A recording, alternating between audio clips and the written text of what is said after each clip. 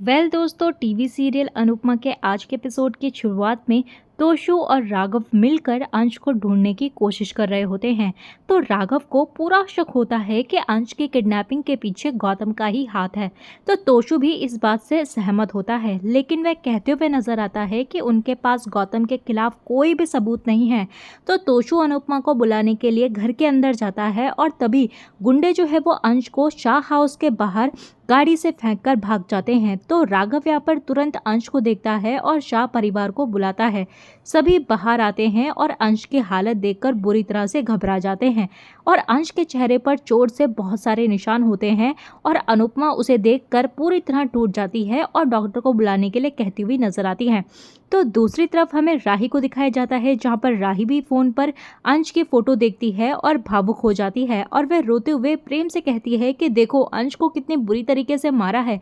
तभी वहाँ पर मोतीबा जो है वो फोन लेकर फोटो देखती है और चिंता जताती है कि बच्ची को कितनी बुरी तरीके से मारा है। तो पराग भी कहते हुए नजर आता है कि एक बार यह पता चल जाए कि ये लोग कौन हैं और मैं इन्हें छोड़ूंगा नहीं।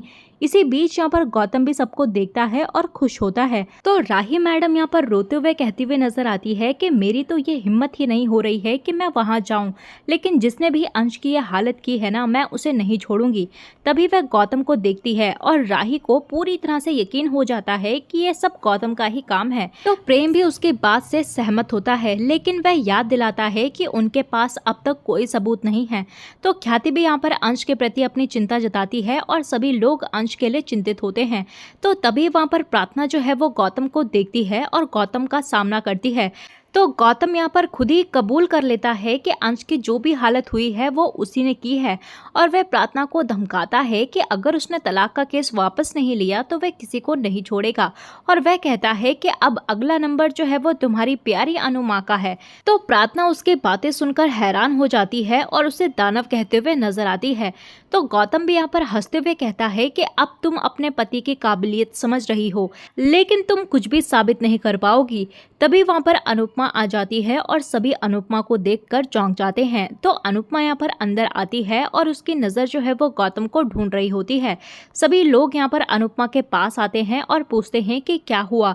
तभी वहां पर गौतम आता है और अनुपमा सीधा गौतम के पास जाती है और उसे मुक्का मारती है और वह याद करती है कि अंश ने उसे बताया था कि उसके अपहरण के पीछे, किडनैप के पीछे जो है वो गौतम का ही हाथ है।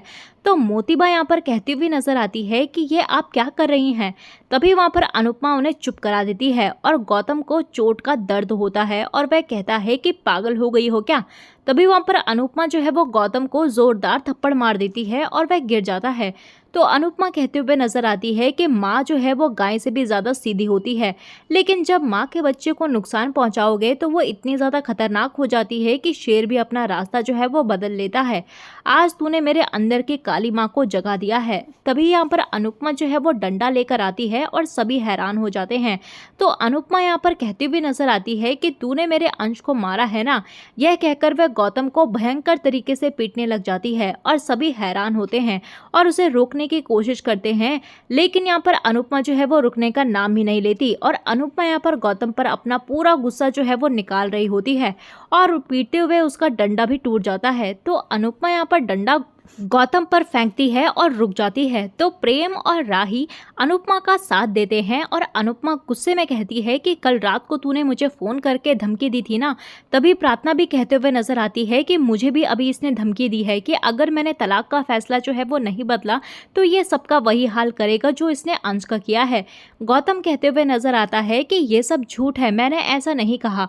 तभी प्रेम यहाँ पर गौतम को चुप करा देता है और अनुपमा यहाँ पर गौतम की कॉलर पकड़कर उसे धमकाते हुए कहती है कि अगर मेरे बच्चों की तरफ आंख उठाकर देखने की भी कोशिश की तो मैं तुझे नहीं छोड़ूंगी।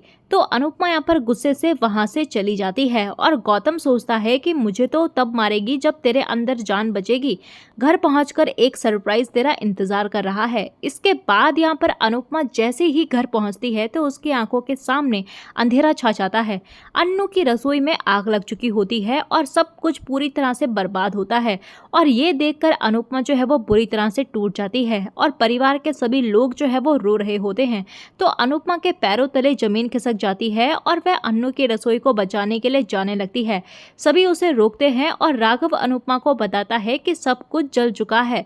तो अनुपमा चिल्लाती है और रोने लग जाती है और उसे अन्नू की रसोई की खूबसूरत यादें याद आने लगती हैं।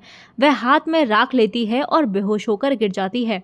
वहीं दूसरी तरफ सीरियल में आगे गौतम को दिखाया जाता है, जहाँ पर गौतम अन्नू की रसोई जलाने के लिए गुंडों को पैसे देता है और गौतम यहाँ पर खुश होता है और कहता है कि अनुपमा ज्यादा शेरनी बन रही थी, मैंने शेरनी का पूरा जंगल ही जला दिया।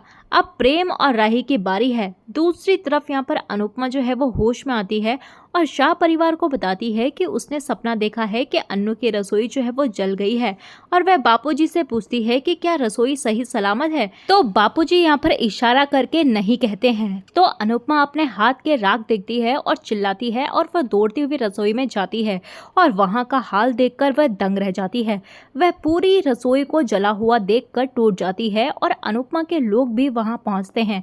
तो लीला रोते हुए कहती है कि अब तो हम भूखे मरेंगे। वहीं किंजल को भी काफी ज्यादा चिंता हो रही होती है कि जो ऑर्डर जो है वो पेंडिंग है उन्हें कैसे पूरा करेंगे।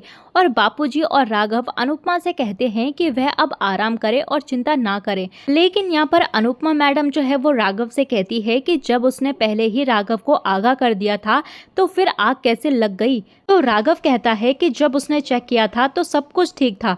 तो अनुपमा कहती है कि फिर आग कैसे लग गई, ना दिवाली है ना बारिश है और ना ही कोई शॉर्ट सर्किट हुआ है, फिर आग कैसे लगी। तो अनुपमा को पूरा शक होता है कि इन सब के पीछे भी जो है वो गौतम का ही हाथ है और वह उससे सामना करने का फैसला करती है। लेकिन तभी यहाँ पर लीला उसकी बात सुनकर अनुपमा को डांटते हुए कहती है कि उसने कोठारी परिवार से टक्कर नहीं लेनी चाहिए थी और उसके तमाशे की वजह से ही गौतम ने अंश को पिटवाया और अब अन्नू की रसोई को जला दिया। अगर अनुपमा कोई और तमाशा करेगी तो फिर से वह बदला लेगा। तो अनुपमा ये सुनकर टूट जाती है और सभी लोग चले जाते हैं। तो अनुपमा कहते हुए नजर आती है कि गलत के साथ गलत करो तो भी अच्छा क्यों नहीं होता। वह दुखी होकर चली जाती है और राघव उसकी हालत देखकर बहुत ही ज्यादा परेशान हो जाता है और गौतम को सबक सिखाने की कसम खाता है। वहीं दूसरी तरफ राही को पता चलता है और वह घबरा जाती है और प्रेम को भी इस खबर से गहरा सदमा लगता है और प्रेम और राही यहाँ पर काफी ज्यादा दुखी हो जाते हैं और रोने लग जाते हैं। लेकिन गौतम खुश होता है और राही गुस्से में गौतम से सवाल करती है, लेकिन वह साफ मना कर देता है और मोतीबा यहाँ पर गौतम का साथ देती है और राही भी कहते हुए नजर आती है कि अगर उसे कोई सबूत मिला तो वह गौतम को छोड़ने वाली नहीं है। और मोतीबा भी कहते हुए नजर आती है कि माही जो है वो इस घर के लिए अशुभ है और आर्यन से कहती है कि उसे फिर से सोच लेना चाहिए। और वह पराग से भी कहते हुए नजर आती है कि आर्यन और माही की शादी जो है वो रद्द कर दें। तो आर्यन यहाँ पर प्रेम और राही से कहता है कि कुछ दिन के लिए शादी के फंक्शन पोस्टपोन कर दीजिए। पराग और प्रेम और राही को शाह हाउस जाने के लिए कहता है। इसी बीच यहाँ पर अनिल को गौतम पर शक होता है और दूसरी तरफ अनुपमा जो है वो दुखी होकर बैठी होती है और किंजल उसके पास आती है और साथ ही माही और परी उसके लिए खाना लेकर आते हैं और वह अनुपमा को खाना खाने के लिए कहती है, लेकिन अनुपमा मना कर देती है और अनुपमा दुखी होकर कहती है कि अन्नू की रसोई से कई सारी औरतों के घर चलते थे और अब उनका क्या होगा, मेरे किए की सजा जो है वो दूसरों को क्यों मिल रही है। तो तभी वहां पर किंजल जो है उसे शांत करवा देती है और इसी बीच लीला वहां आती है और अनुपमा से खाना खाने के लिए कहती है। तो अनुपमा यहाँ पर दुखी होकर लीला के लिपट जाती है और लीला कहती है कि मेरी अब उम्र हो गई है, मैं पोते पोतियों वाली हो गई हूँ और कुछ भी गलत होता है तो मुझे सबसे ज्यादा चिंता होती है, इसीलिए मैंने तुझे जो है वो जाने से रोका था। लेकिन मैंने जो है वो ठंडे दिमाग से सोचा तो एहसास हुआ कि घर में सांप घुस जाए तो उसे लाठी से मारना पड़ता है और गौतम भी वही सांप है।